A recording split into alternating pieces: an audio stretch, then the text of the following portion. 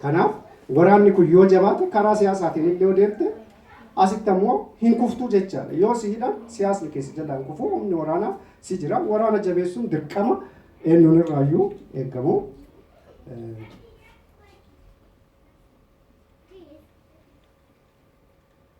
Tokkummaa dhaabbilee siyaasaa wantoonni kunniin qaaniidha. Dhaabbileen siyaasaa tokkummaa unity fi uniformity waan garagaraati. Tokkummaa qabaachuuf wal fakkaachuuf waan garagaraa lamaan. Namni dirqama wal fakkaachuuf qabu. Yaada adda addaas qabaattu dhimma Oromoo irratti tokko ta'uu qabdi. Yaada siyaasaa garagaraa qabaattee wayyaanee kuffisuuf yeroo deemtutti Oromoo ta'ee dhaaba siyaasaa gara wayyaanee qawwee dhukaasu wajjin ammoo hariiroo tokkummaa qabaachuu qabda jechaadha. Yaadni keessa garagara yoo ta'e united ta'uu qabda. Duubaan wal qunnamuu qabdaa jechaadha. Yaada siyaasaa dhaabbilee 10 oltu jira. Kama fedhanis yoo ta'an dhimma Oromoo irratti tokkoomuudha. Humna qeerroo jabeessuudha. Humni kun gama hundaan humna haaraa baratee humna waan tokko jijjiiruu danda'u.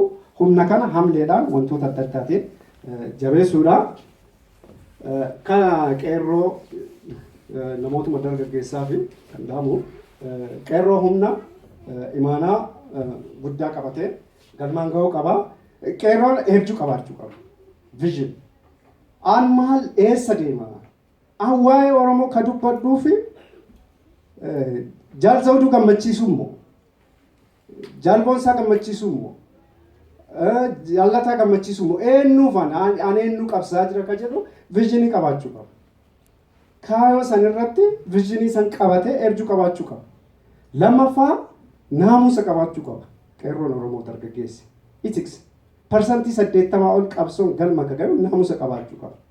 Ijoollee Oromoo kanaan illee hin himatamanii naamusni baay'ee barbaachisaa. Naamusni jechuun haala dubbii keenyaa irraa eegalee, haala ittiin qabsoof nurraa eegalee, namoota biraa amma yoo argitanii jirtan qabso jedhanii innaatiin hindiila argaatu jedhan.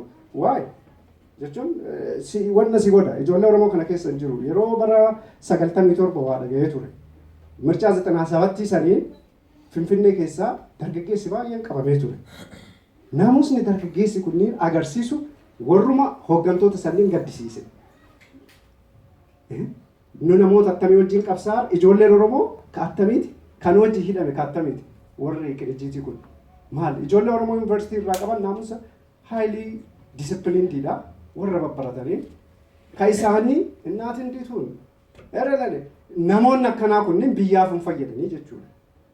Qabsoo irratti ethics hangafa qabachuu warra jechuun naamusaan deemuu qaba. Especially namoonni intelligent bilchaatoo ta'uu qabu qeerroonni. Lammaffaa immoo yeroo jagnummaan qabaachuu jira. Kan nama mara waa tokko sodaachuu osoo hin taane wantoota itti amantan irratti tankaarfii waan adda addaa irratti tolerance obsi barbaachisaadha. Qabsoo keessatti.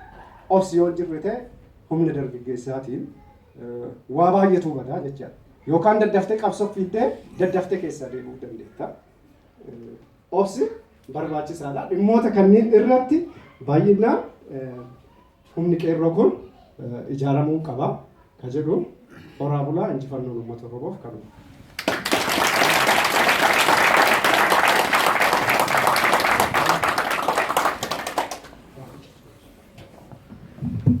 Ammas irra deebi'aatimee amneen haasannaa